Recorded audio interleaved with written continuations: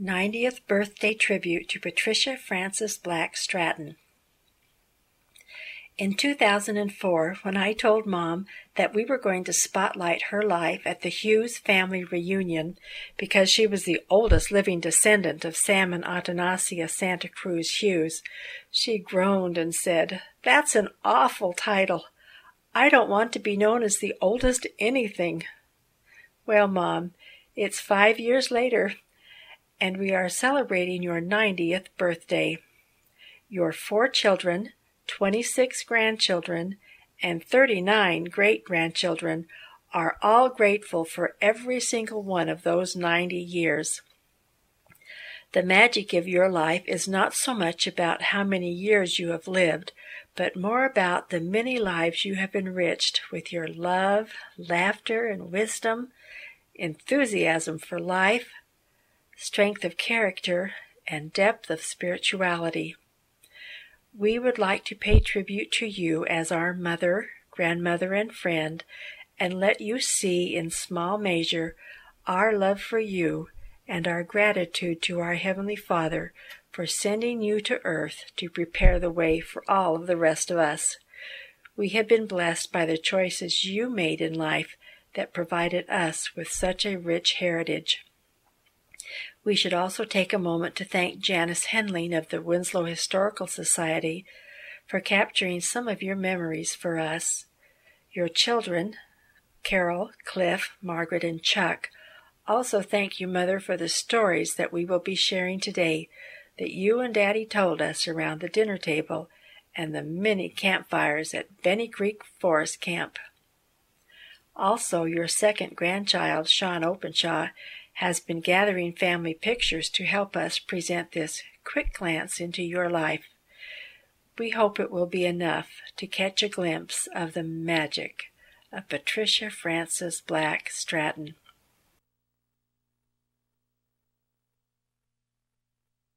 Let's go back in time to introduce your parents into the story.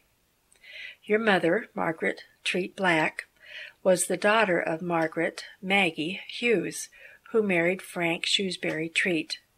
Margaret, better known as Toady, was raised on a ranch near Tucson, Arizona, until her mother, Maggie Treat, died while giving birth to her 7th child. Then your grandfather, Frank Treat, moved his family to a ranch near Benson. Margaret, or Toady, acted and sang in several college dramas and was voted the most popular girl in school.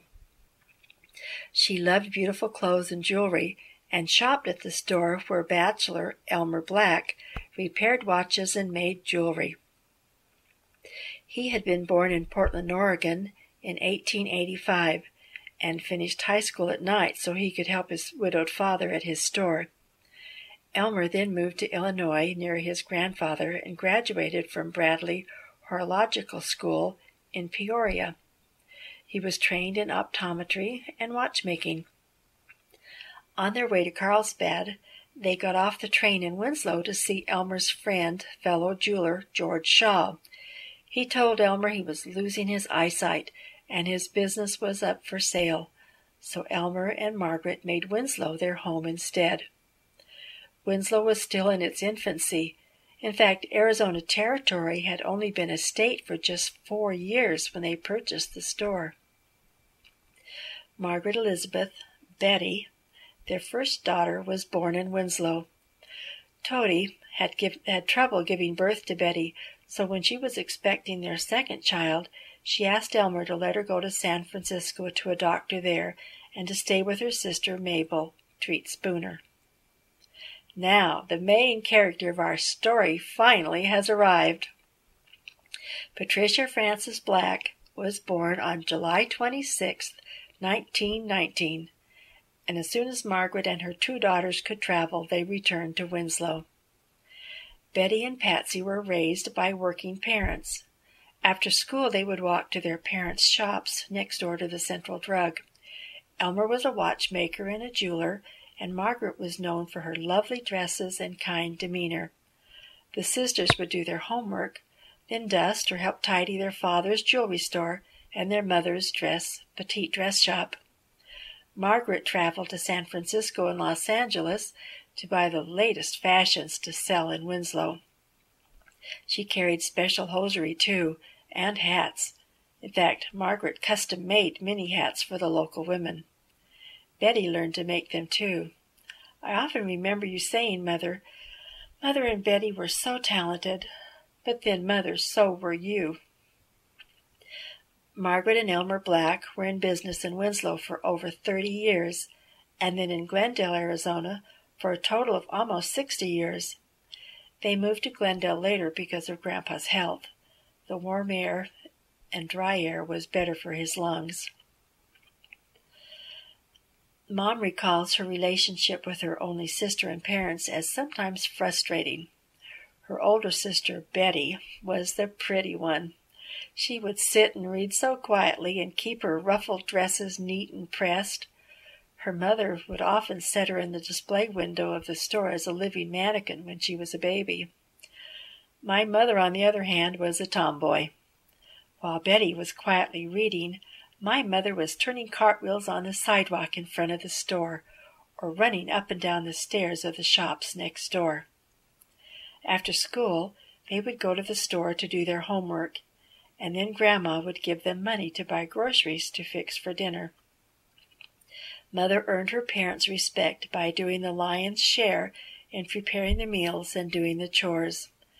She said I loved to cook, but we would have to wait to eat until Father came home, and we always used to have to use a white linen tablecloth, which she had to iron. Every Sunday afternoon we dined at the La Posada, dressed in our Sunday best, Mother said. Her mom would pinch her leg if her manners slipped. She said my sister rarely earned a pinch, but I had lots of red welts on my legs. Mom is an excellent cook and housekeeper and a gracious hostess as a result. Patsy loved family outings. Here at a picnic at the Painted Desert, she's the little girl sitting so daintily in the lower left corner, waving her napkin. She also loved to go rabbit hunting with her father in Holbrook, deer and turkey hunting at Greer, and fishing all over northern Arizona. Her parents had a new home built with Spanish-style arches at 600 West Maple north of town. Toady designed it inside and out. Mom said, Mother made us feel special. She decorated our rooms and made each of us a lovely new bedspread for our first time in separate rooms. Our old neighbors on 4th Street teased them, asking why they wanted to build out north with only wild jackrabbits for company. Now that home was in the center of town.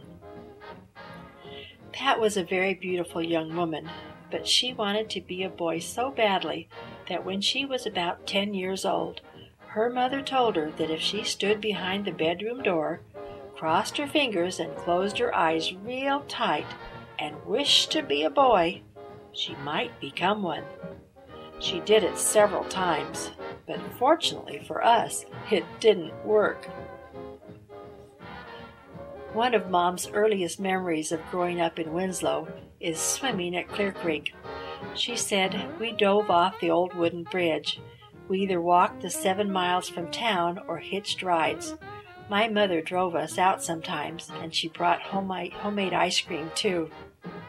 Mom learned to swim in the creek instead of La Prada's irrigation ditch as most kids did. She said, the mosquitoes would eat us alive by the ditch, so I would ride the La Prada's horses instead.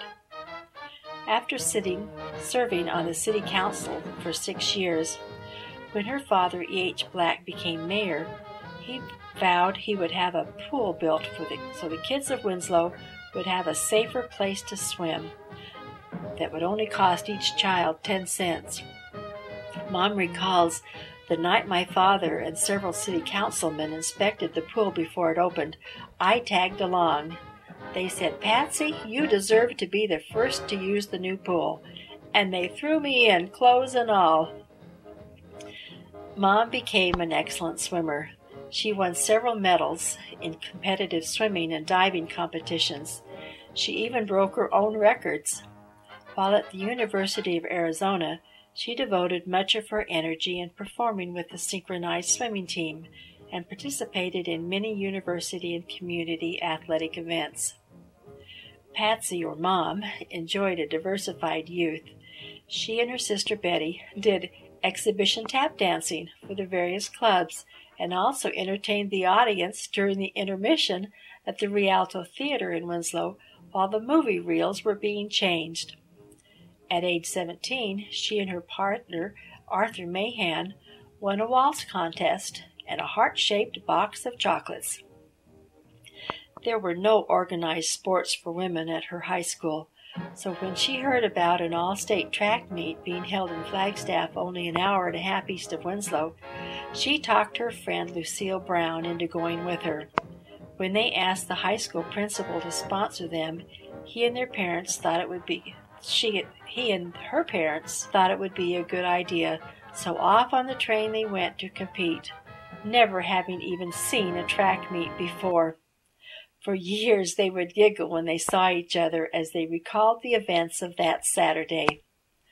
They entered every competition available: high jump, hurdles, even the relay race. They had never even handed off a baton before.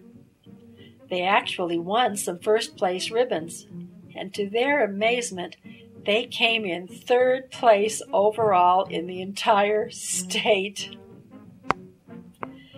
As a teenager, she channeled her enthusiasm for life into activities at school. Although she was a good student, she was best known for her cheerleading ability. After being a cheerleader for 2 years in junior high, the student body elected her every year as Winslow High School's only cheerleader for her 4 years in high school.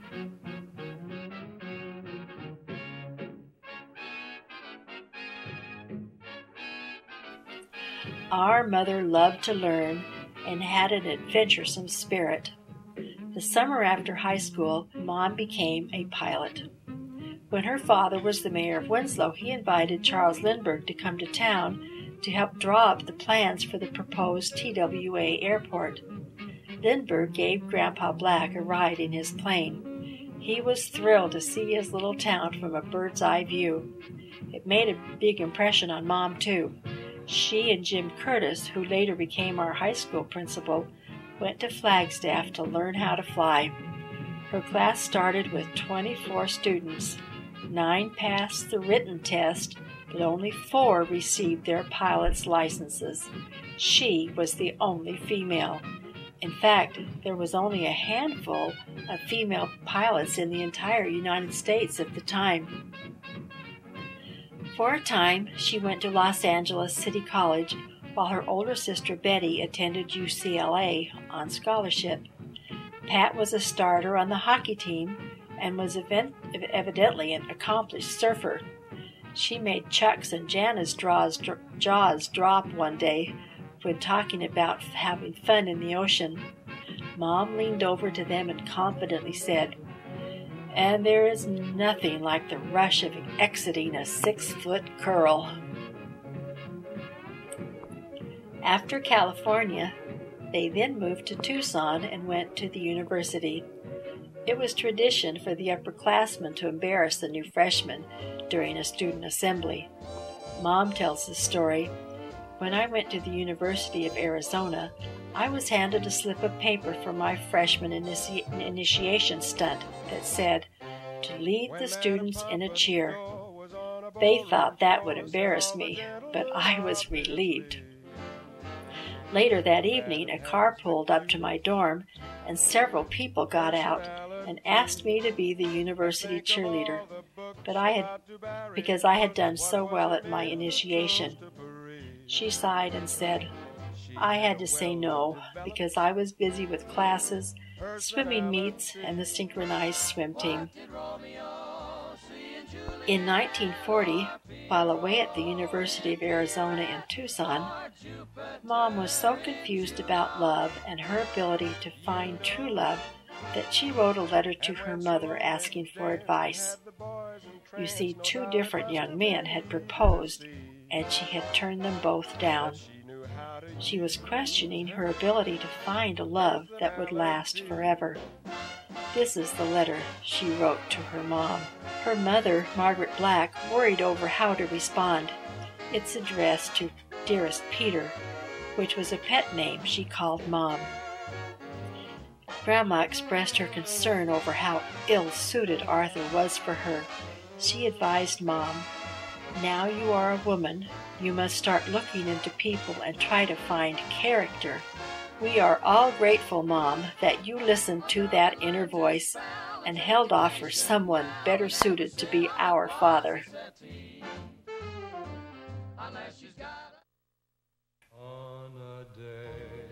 Although Mom was breaking records at school for diving on her way to the Olympics, she had to leave the university mid-year in order to earn enough money to return for another semester. The depression was hard on everyone.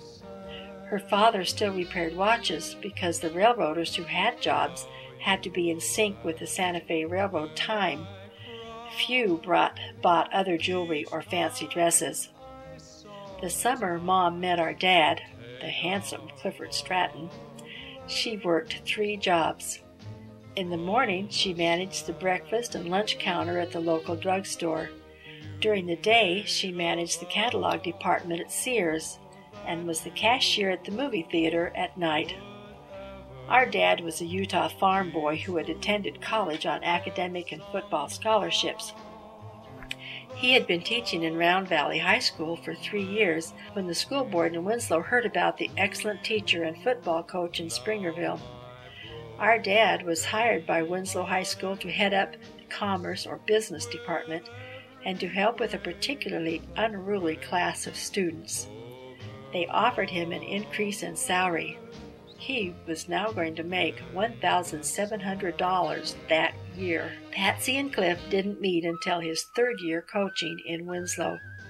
You see, Cliff went home into Utah during the summers and holidays to help on the Stratton's farm, and Patsy was always away during the school year, so they didn't meet until the autumn of 1940. Town dances with live bands were popular in the 40s. The girls had dance cards to keep track of the young men who wanted to dance with them. Mom's card was always filled. Well, one night at a dance at the American Legion Hall in Winslow, the new high school coach asked her to dance. Mom told him, "I'll save the 13th dance for you." And he said, "I want to dance with you tonight." He was determined, so he stood around until one of her scheduled partners was late. He had gone out back to have a drink. So Cliff quickly stepped in for the dance. Pat canceled all the rest of her partners that evening, and they danced every dance together. The next day, he came into the Central Drug for breakfast, and he received the VIP service. Their courtship continued over the next 9 months. The good news was that my parents-to-be were finally in the same place at the same time. The bad news was that she was so tired from working 3 jobs, she kept falling asleep on their dates. Well, at least that's the way Daddy told it. Our dad also liked to tell the story of when they were dating. If they passed one of Daddy's students on the street, they would say quite enthusiastically, "Hi, Patsy," and then quite solemnly, "Hello, Mr. Stratton." When we read these excerpts from her Bible, we see their romance unfold. The happiest day in my whole life is Clifford Stratton and I became engaged. Celebrated with my best friend, Elegine Gray, and her future, Lloyd Ryan. I had my first champagne on July the 15th, 1941, a day to remember forever. Our engagement was officially announced. Mother had a beautiful tea with all the trimmings. Their engagement tea at the La Posada was well attended by business and government leaders from much of northern Arizona. They were quite the talk of the town. Later that night, the full impact of what they were doing hit her. She wrote this in her Bible. Dear God, if I'm not worthy of Cliff, if I'll not always be able to make him happy, and if I can't make his home all that he deserves, I pray please that something happen now. Now that's love. July 28, 1941, 9 months after their first dance, Bishop Mitchell from Phoenix married them in the Episcopal Church in Winslow. You were 22 and Daddy was 27. Daddy then took you on an exciting honeymoon to the Grand Canyon on your way to Utah. I'll bet that was the first of the many times he sang to you the song, The Big Rock Candy Mountain. Did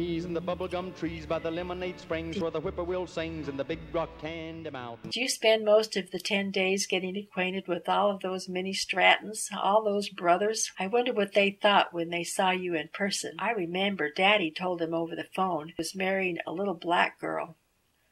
When you came home, you were able to move into your beautiful new apartment. We remember the story of how lucky you were. Before you were married, you were still working as the manager of the Sears catalog department. The principal of the Washington Elementary School was retiring and kept coming in to order items. On one such occasion, you asked her, "Are you moving?" And I'm retiring, and I want an investment, and so I'm building a brand new apartment. And I said, "Oh, can Cliff and I have it?" And she said, "I'd love it if you and Cliff would take this new apartment. In fact, you can order everything in it if you want to." And so she let me order the drapes and the colors and the furniture and the carpet. She said, here's what I want. You order them and be your home. And so I did. Oh, it was so exciting.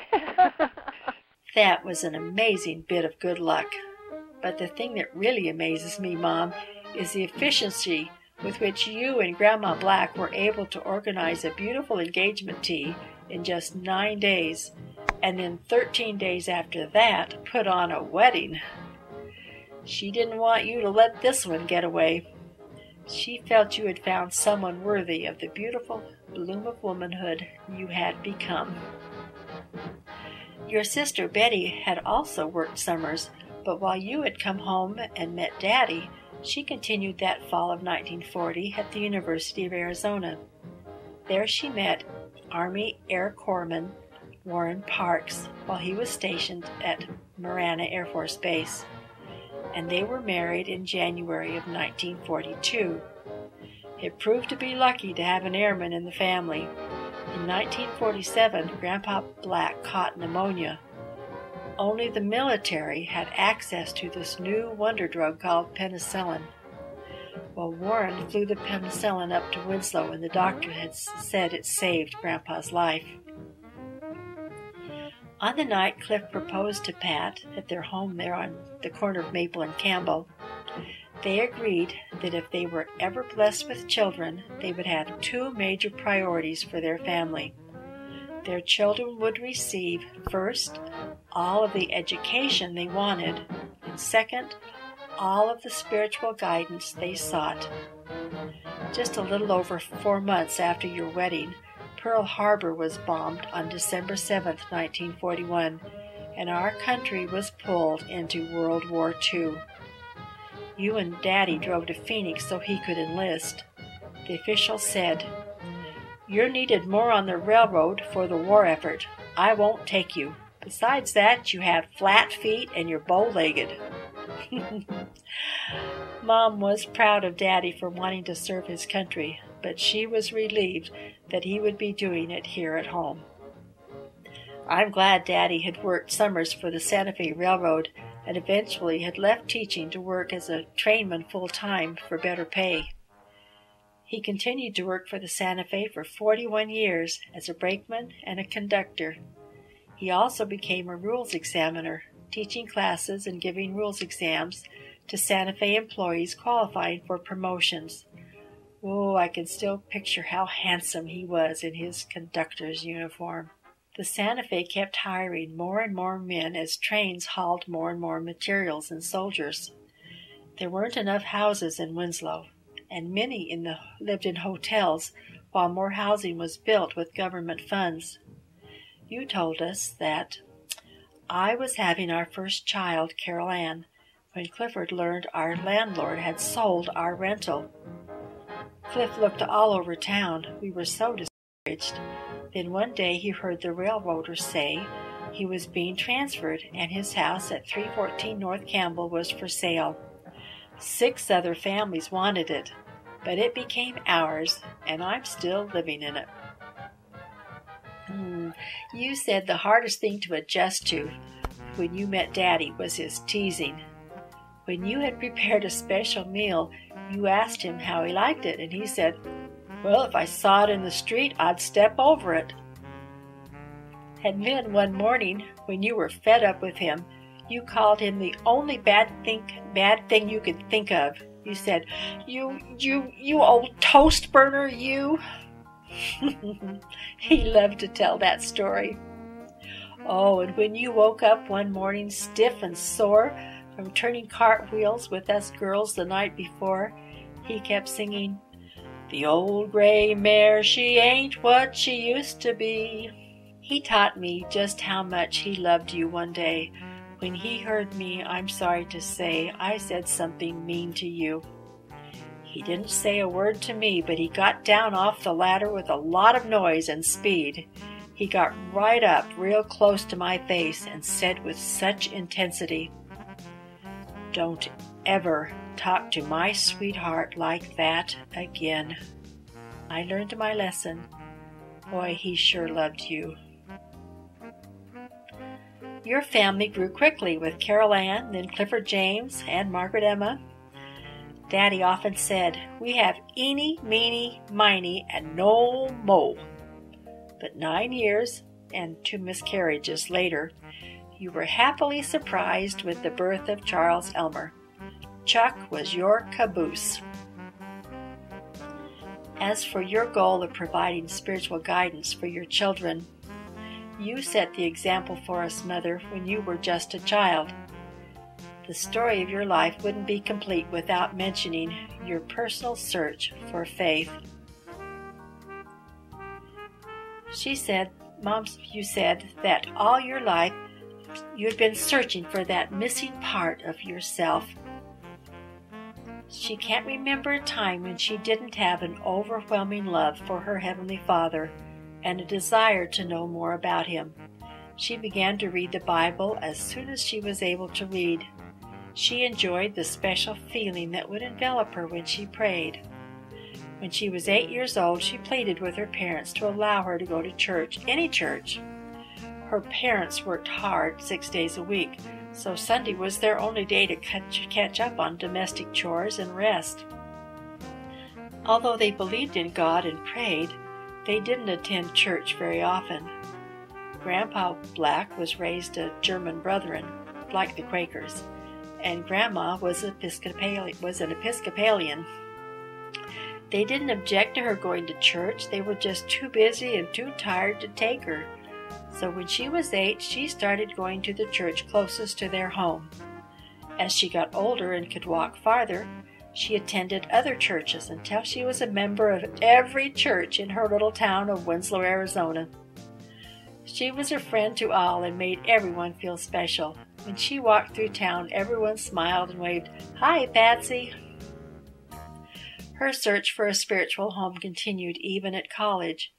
A friend would loan her his car on Sunday mornings, and she would load it up with girls from her dorm and drive off in search of a church to attend that week. With their world in turmoil, they began their family, but they didn't attend church as often. My mother wanted her children raised in one church and wanted them to attend as a family, having missed that in her own life.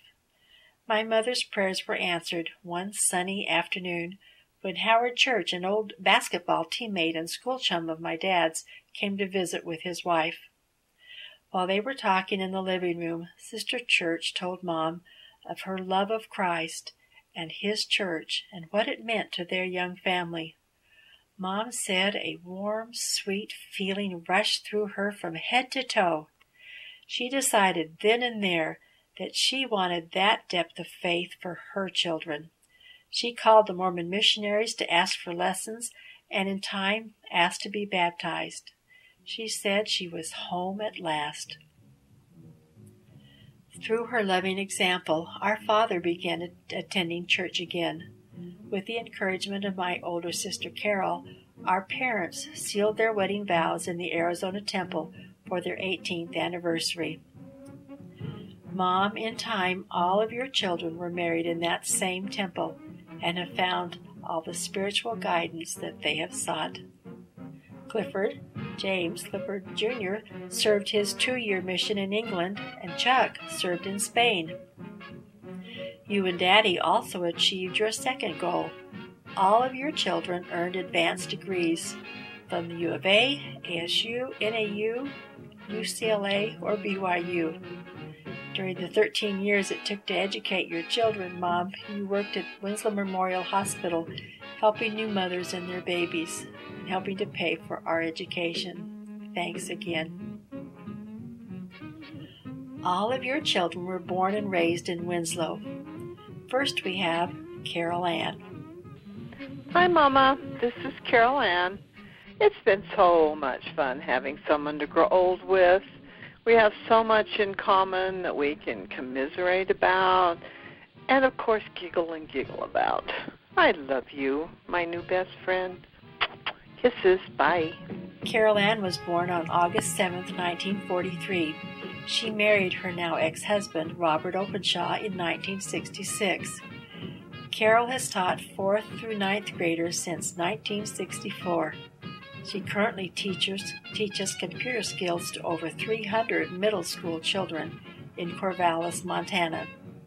She has also trained faculty and community adults in computer skills.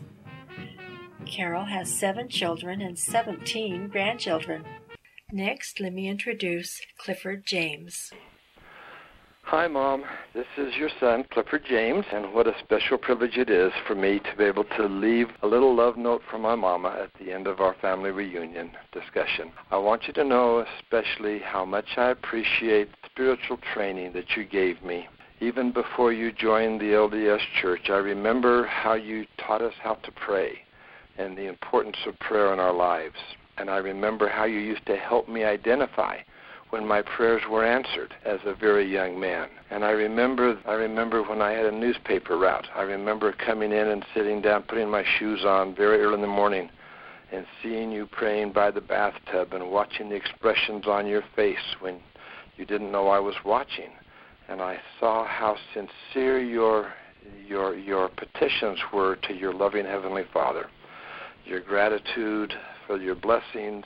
And as I watched the expressions on your face change, it was obvious that you were communicating to a person who is very real and who had great power and who had been blessing and would continue to bless you and each of us, your children. I will never forget that experience, and I've tried to pattern you in my prayers, in my secret prayers, that I try to pray as sincerely and devoutly and humbly as possible. And as a result, I've seen some great miracles happen in my personal life and in my family life because of the example that you set when I was in junior high school as a very young man with a newspaper route. I want you to know that I love you, and congratulations on your 90th birthday. And we have had a wonderful experience, and I look forward to many, many more wonderful experiences, both in this life and the next. Your life has been exemplary in every way. I just hope that I can make it wherever you go after this life. And thank you, Mom. I love you very much. Goodbye. Cliff Jr., the good-looking one, was born on April 7, 1945. He married Marcia Romney of Flagstaff. Clifford retired in May of 2007 after 34 years as a professor at the University of Nevada, Reno School of Medicine. In 1981, he and 2 other doctors opened the first of 2 in vitro fertilization clinics in Nevada. He and Marcia have served several missions for the LDS Church. They have 6 children and 13 grandchildren. Next, let me introduce myself, Margaret Emma Stratton.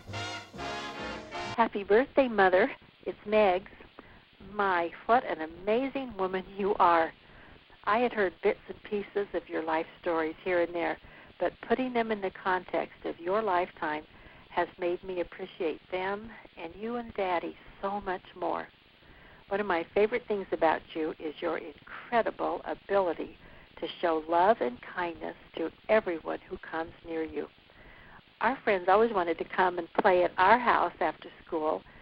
You made them feel welcome with a smile, a listening ear when they needed one, and a plate of fresh cookies. Oh, what great memories. I could never understand when some of my friends would fight with their mothers. You were always my best friend.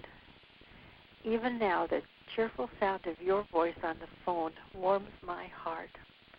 You sound so young. I can just feel your joy for life right through the wires. I can always count on you for good advice and encouragement. You taught us that we could do anything we set our minds to do. You have a way of making each one of us feel the best and the brightest and the most loved. Thank you, Mom, for sharing with me your love for our Heavenly Father. Knowing I could turn to Him to help me face the death of my husband and raise our 5 children helped me more than I can say. Happy birthday, Mom. May God grant you all the righteous desires of your heart. Love and kisses, Megs. Margaret, known to her family as Megs, was born on January 29, 1947. Margaret was married to Gerald Dana for 21 years before he died in 1991. They have 5 children. After the children were grown, she married Cheryl Jorgenson, a widower with 2 grown children. She was a publisher's representative and regional trainer for a remedial reading and math program. She is now Securities Administrator of the Investment Department for Pappas Financial in Michigan. Together, Margaret and Cheryl have 7 children and 7 grandchildren. Next, we have Charles Elmer Stratton. Chuck, the caboose. Hello, my mother dear, my number 1 cheerleader. You know, no matter what weird thing I want to do or to take on, you are always there to support me and to cheer me on, to tell me how wonderful I'm going to be and how wonderful I am. You are the best. I love you. Thank you for letting me be your son. Chuck. Chuck the caboose was born 9 years after Megs on January 23, 1956. He and his former wife Peggy Watts have a daughter named Bethany. He later married Jana Christopherson Bagley, who added 2 sons to the family, Adam and Ryan. Jana had an 18-month-old daughter, Angela, who passed away before they met. Together, Chuck and Jana added Amanda and Alec to the family. Between them, Chuck and Jana have 6 children and 2 grandchildren, Brielle and Peja, the daughters of Adam and Brooke. Chuck is the former Arizona Director of Great Western Bank Financial Securities and former Regional Vice President of American International Group Annuity. He has been teaching at BYU Hawaii while earning a PhD in finance. Clifford and Pat Stratton have 4 children, 26 grandchildren, and they currently have 39 great-grandchildren, but that number increases every year. After Dad retired, they served as welfare services missionaries in Arizona and Montana. They particularly enjoyed teaching adults to read and cheering on the participants of the Special Olympics. While returning at age 65, Cliff was called as Bishop of the Winslow Ward for the Church of Jesus Christ of Latter-day Saints, and he served for 3 years. They also served 3 stake missions and several years as temple workers in the very temple where we were sealed as a family for time and all eternity. Sadly, with life comes death. Pat's mother died in 1974 and her sister Betty in 1977. Warren died in 1990. Betty and Warren Parks are survived by their 3 children. Jim Parks and his wife Vicki still ranch outside Flagstaff. Jim's daughter Betsy is married to Ryan Whited. Betty and Warren's son Bruce lives in Oregon with his daughter Nella Mae. Betty's daughter Patty works for a car dealership, rides horses like her grandma Toady, and lives in Phoenix. Here's a love note from your namesake, your niece, Patty Parks, better known to us as Pepper. This message is from my Aunt Pat. Aunt Pat, this is Pepper. I'm so glad that my mother had a sister, and I'm so glad that that sister was you. I love you so much. I love you, love you, love you. And I hope you have a really, really happy birthday. Hi, Aunt Pat. This is Jim, your nephew Jim, and I wanted to leave you this note from Vicki and I and Betsy and Ryan. We all love you very much. We are excited to get to see you for your birthday party, and we sure appreciate you. We love you, and I appreciate all of the many things that you did for us, all of us Parks kids, Bruce, Patty, and myself. Over all those years, you were like our mother. You're very special to us. I want to wish you a happy birthday, and I love you, and I'll talk to you July 3rd. All right, bye. Although Mom's sweetheart and our much-loved father has crossed the veil, she continues to amaze us with her courage and enthusiasm for life. She continues in her search for knowledge by taking classes at the local university and spending lots of time on the internet. She is active in her local women's club and church. She spends Monday evenings with old friends and is learning how to do the many little things that Daddy always did for her. So, Mom, your 4 children, 26 grandchildren, and 39 great-grandchildren want you to know how much we love you. Everyone's life is better for having you as a part of it. Your love and kindness has been generously sprinkled on all of us. Although you don't like the title of the oldest living descendant of Sam and Atanasia Hughes, you know, titles and relationships to others really do define your life. You are a nurse, a confidant, a cheerleader, a friend, a loving wife, a homemaker, a pilot, a nutritionist, a coach, a spiritual advisor, and a shining example of womanhood, and a mother to anyone who needed one. Our friends would come over whether we were there or not just to talk to our Mom. I am grateful, we are all grateful for the example you have always set of unconditional love, absolute faith in God, and a contagious enthusiasm for life.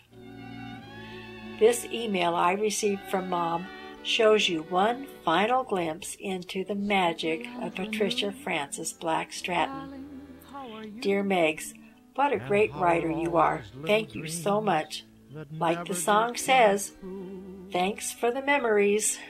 Gotta run. My lawn man is here, and this is Canasta Day. Love, Mom. Thanks for the memory. Thank you. Thank you so much.